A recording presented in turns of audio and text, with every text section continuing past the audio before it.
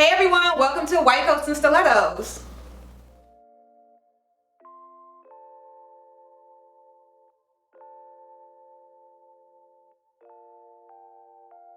What's up? I'm Kristeen.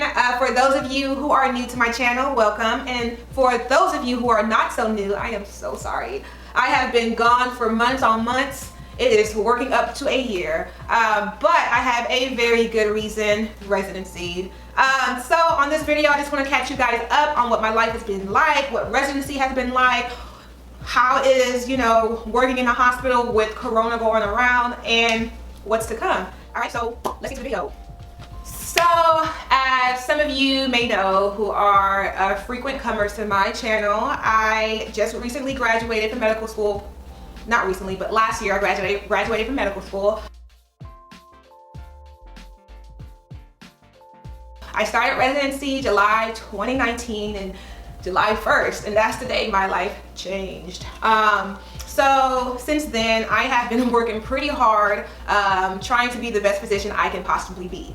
And that has really taken a lot of my time. I told myself that I would want to do videos, but then again, I really wanted to dedicate as much time to my first year of residency. I didn't want any distractions. I really wanted to dive into this and do my best to come out of it not drowning too much. So as you would expect, residency is hard.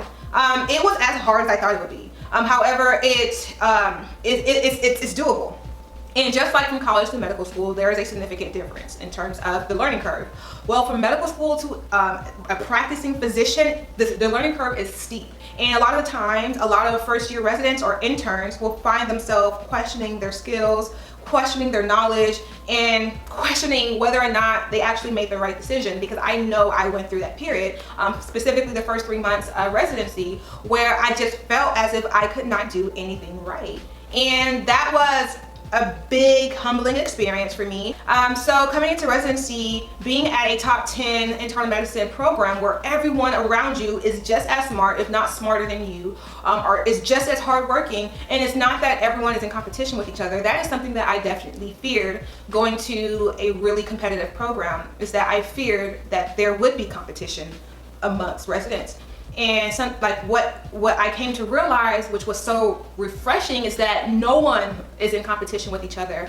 Everyone is trying to help each other get better, and I love that about my program. I am so happy with the decision I made. So I love my program. There's actually nothing that I can say bad about it.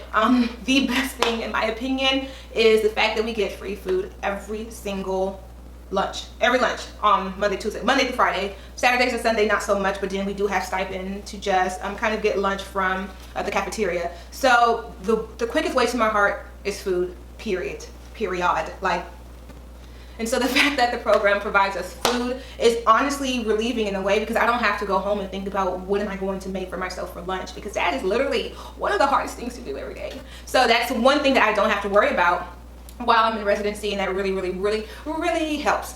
So other than that, so the first couple of months of my residency, I've been grinding. I've been on most of my intensive care units, which is the medical ICU, the cardiac critical care unit. I've done my wards. I've done all of my hard rotations pretty much. So now I'm on a stretch where everything is kind of just coasting. Like, I'm just coasting, I got this. So I would say the first 3 months, I kind of really struggled. Again, like I said, I was questioning whether or not did I pick the right profession, because I felt like I was getting everything wrong. But that's why you have your upper levels there to help you, guide you, and to mold you into a better physician. And so I would say it wasn't until after the 6th month that I felt like, okay, maybe I can do this. And so that's a good feeling, and it's kind of like you don't notice yourself once you get to that point. It's not until after you treat the patient and you're like, look, I did it. So however, I would say I'm still not 100% comfortable with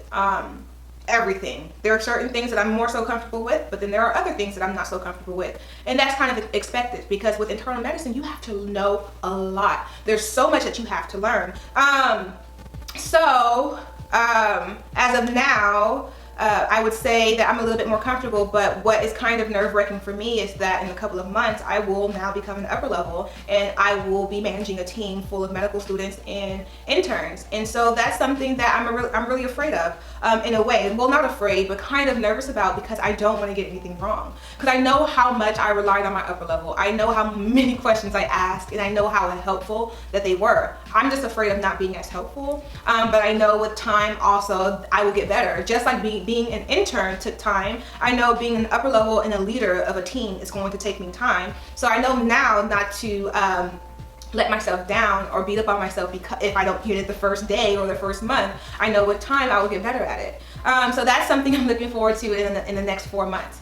But as of now, you might be asking, why aren't I in the hospital, given that we are in the pandemic right now? So as most of you know, coronavirus is real. It's the real deal. And because of it, a lot of the things that we have been doing as residents has changed. So right now, I am actually on a stretch of, I guess you could say, easier rotations. So pretty soon I'll be doing my elective, which is 4 weeks of anything I think I want to do, whether it's research, whether or not I want to improve some of my procedural skills. It's kind of up to me to choose.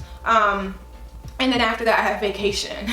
However, you know, given the current pandemic and the current state most hospitals are around the world, we are now all on backup or on call, meaning that there is a chance, there is a risk, a high risk and a high chance that residents will contract the virus, period. So therefore, you know, those of us who probably don't have as time-consuming rotations currently, we are on backup. So in the event that a resident who is on the wards, who is in the medical ICU, who is on the cardiac critical care unit, in the event that they do get sick, they need one of us to fill in that spot as soon as possible. So therefore, my job as of now is to stay home and quarantine myself to make sure that I don't get the virus, because in the event that I am needed, if I have the virus as well, then that was counterproductive.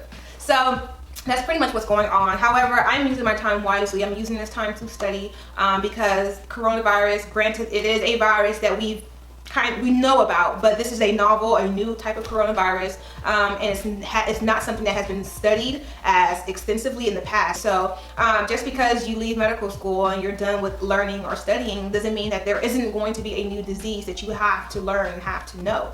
Therefore, in the event that I am called in, I'm not a deer in headlights looking like, all right, what to expect, because I'm an adult. I have responsibilities, and it is actually expected of me to, you know these things as they come along as a doctor. So no one should have to tell me that that's what I need to do. I just need to know that I gotta do it. But I just wanted to make this video really short, just to get you guys to I guess more of a reintroduction of myself, given that I have been gone for so long. And so if you have any questions about residency, you have any questions about step 3, I already took that and it was crazy, but I passed and I am glad that it's over. So your girl can moonlight now. But I won't, but I can if I wanted to.